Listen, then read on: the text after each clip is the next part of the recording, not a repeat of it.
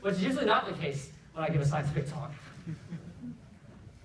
So none of this would be possible without Miss Patricia Yang. She's sitting right here.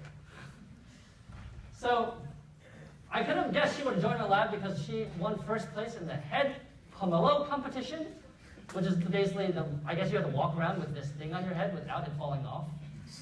And she was the first person to say, yes, I will study urine for my PhD. So why in the world is this even a scientific problem? Like why? How in the world is this science? All science starts with a question. And a question that no one can answer until they do this experiment.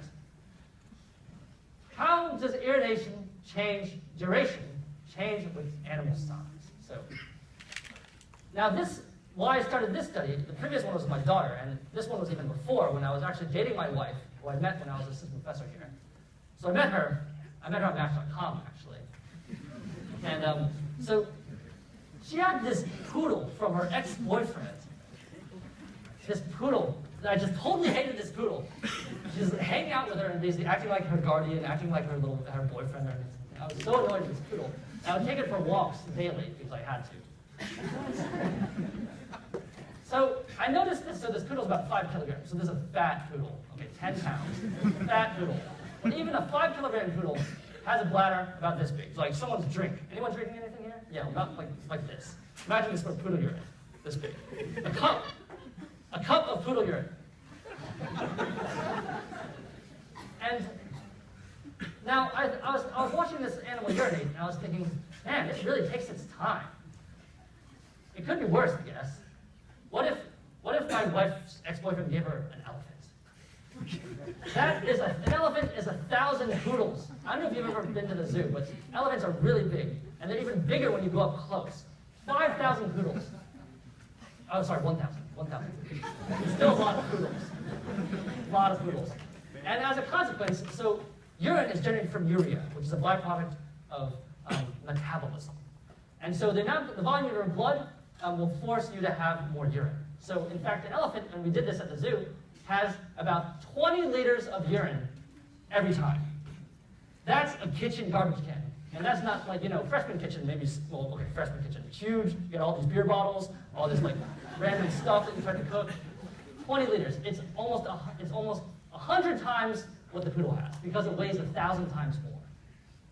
So it's like a little fire truck, a device that has to release fluid that's 100 times more. And so, how much time does the poodle take? Just yell it out. About 20 seconds. Okay, this was better before I won the Nobel Prize, because now everyone knows. But the amazing thing about an elephant is that you would expect it to take 10 times more, but it took about the same.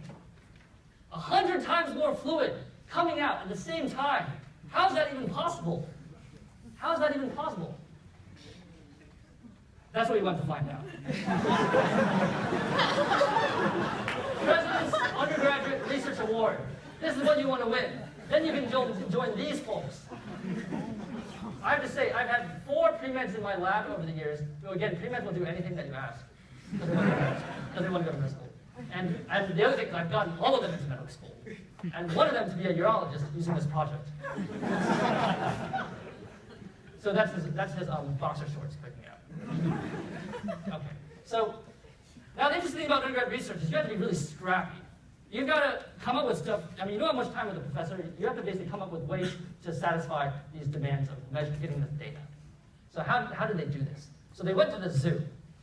And I told them, go to the zoo, bring this bucket, hey, bring this camera, and this stopwatch. And don't come back until you've measured all the animals in the zoo, all their pee-pee times. Don't come back. I want to know all the pee-pee times. All of them. And so, the funny thing, raise your hand if you've seen a rat urinate. You sick puppy. Okay. The reason you probably haven't is because they urinate in fractions of a second. They cannot generate jets. The urine's like a little bullet. Pew, pew. It really makes those sounds too, pew, like lasers. You can hardly see it in fractions of a second, and it's gone. 0.1 milliliters. Okay, dogs. Now the problem is dogs are pretty smart. They don't like it when you take a kitchen saucepan and go follow them under their genitals. They just think it's weird. They just look at you. So we tried this. They're like, the dogs are not liking it. And then I said,